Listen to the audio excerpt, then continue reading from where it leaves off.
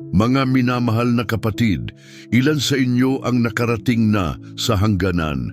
Naranasan niyo na bang maramdaman na hindi niyo na kayang buhatin ang bigat ng buhay?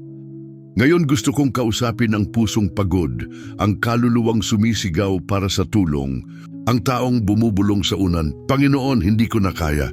Ang awit 7P ay hindi lamang lumang teksto, ito ang sigaw ng iyong kaluluwa ngayon. Isinulat ni David ang awit na ito sa oras ng matinding dalamhati. Hindi natin tiyak kung ano ang sitwasyon, pero alam natin ang damdamin, lubos na kawalan ng pag-asa. Magmadali ka, O Diyos, upang ako'y iligtas. Panginoon, magmadali ka upang tulungan ako. Nararamdaman niyo ba ang apurahan dito?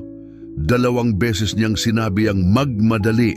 Hindi ito kapag may oras ka, Panginoon, ito'y ngayon, kailangan kita ngayon. Alalahanin si Job na wala ang lahat pero nanatili ang pananampalataya. At ang Diyos, ibinigay niya ang lahat ng doble, sapagkat ang ating Diyos ay hindi lang nakikinig, siya'y tumutugon. Ngayon gusto kong maging tapat sa inyo. May mga sandali sa aking buhay at alam kong ganon din sa inyo na tinitingnan ko ang sarili sa salamin at iniisip, hindi ko na kaya. Pagod na ang katawan, sobra na ang isip, ang puso'y puno ng dalamhati, dumarating ang mga bayarin at hindi sapat ang pera. Humihina ang kalusugan at hindi natin alam ang gagawin. Dinadaya tayo ng tao at tila wala tayong kasama. At doon, sa ilalim ng balon ng kawalan, iisa na lang ang magagawa. Sumigaw, tulungan mo ako, Panginoon, tulungan mo ako. Ilang beses ko bang pinilit maging matatag mag-isa? Ilang beses kong pinigilan ang luha, nilunok ang sakit, nagkunwaring matibay kahit wasak na sa loob. Ilang gabi kang nakahiga ngunit hindi makatulog, inuulit-ulit sa isip ang mga alalahanin. Pero kahit walang lakas, itinataas ko pa rin ang aking magyamata sa iyo. Sapagkat ikaw ang aking kasangga sa oras ng kagipitan. Mga kapatid, hindi lamang tayo nakikipaglaban-laban sa mga pangyayari. May mga taong nagnanais ng ating pagbagsak. May mga matang puno ng inggit, salitang puno ng lason, patibong na itinakda sa dilim. Naranasan niyo na ba ang titig na nagpapanggap na kaibigan pero nais kang bumagsak? Narinig niyo na ba ang payong kunwari mabuti, pero lason ang laman? Ngunit, nagtitiwala ako sa Panginoon. Siya ang nagpapalito sa plano ng kaaway. Siya ang gumugulo sa masasama. Siya ang nagwawasak sa gawa ng kadiliman. Iligtas mo ako, Panginoon, mula sa mga nagnanais akong makita sa lupa, sa mga nagpapanggap na kakampi pero sa loob ay nagsasabwatan laban sa akin. At idinideklara ko ngayon, guluhin mo, Panginoon, ang lahat ng bumabangon laban sa amin. Ang lahat ng plano ng pagkawasak ay masira. Ang lahat ng patibong ay mabunyag. Ang lahat ng kasinungalingan ay mailantad. Walang sandatang ginawa laban sa akin ang magtatagumpay. Ngunit alam kong marami sa inyo ngayon ay gaya ko noong mga panahong yon. Walang lakas, ang katawan humihingi ng pahinga, ang isip hindi tumitigil, ang puso puno ng bigat na imposibleng buhatin. Sobrang dami ng laban, nagsisiksika ng mga problema siya tinatanong mo, hanggang kailan?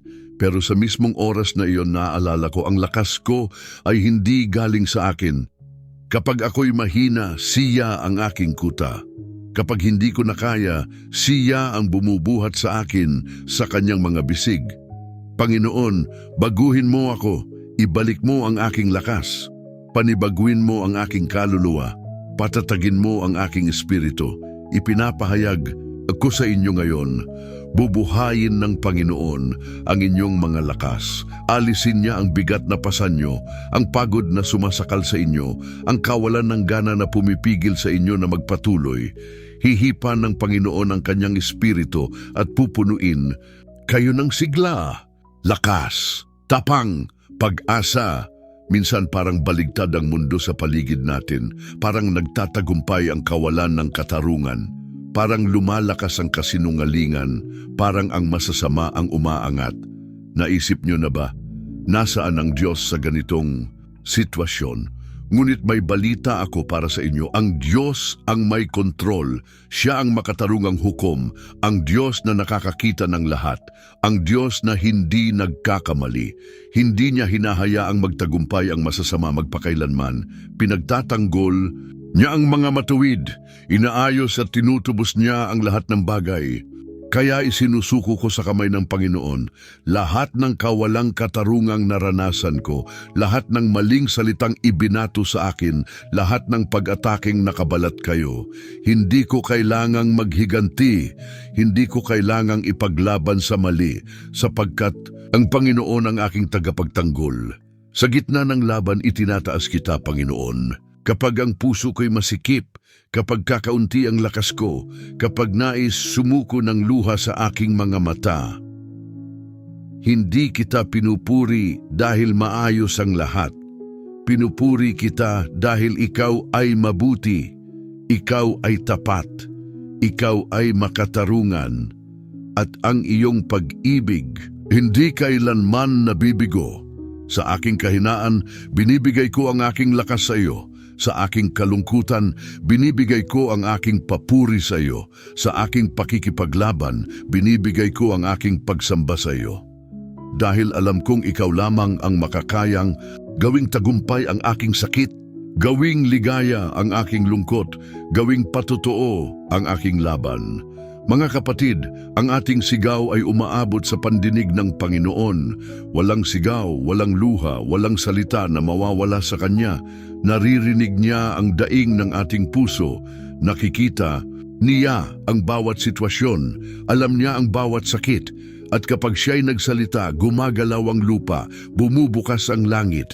At ang tagumpay ay nahahayag. Ang tulong ng Diyos ay hindi nabibigo. At siya'y laging kumikilos sa tamang oras. Kung may sino man dito na nangangailangan ng tulong na ito, kung may pusong sumasabay sa bawat salitang binigkas, lumapit ka ngayon. Huwag kang umalis dito na pasan ang bigat na ito mag-isa. At kayo na nanonood sa amin, ilagay ninyo ang pangalan ng mga nangangailangan ng panalangin sa mga komento. Magtitipon tayo sa pananalangin para sa isa't isa. Panginoon, narito ang iyong mga anak. Pagod, ngunit nagtitiwala. Sugatan, ngunit may pag-asa. Hipuin mo sila ngayon ng iyong kapangyarihang nagpapagaling